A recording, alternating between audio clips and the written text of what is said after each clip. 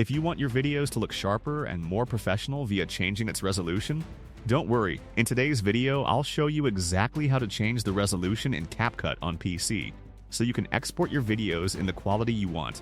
First, open the CapCut app on your PC and open the project in which you want to change the video resolution.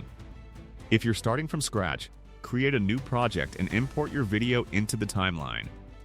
Once your video is on the timeline, click to select it. Next, go to the resolution settings and choose Custom. Enter the resolution you want for your video.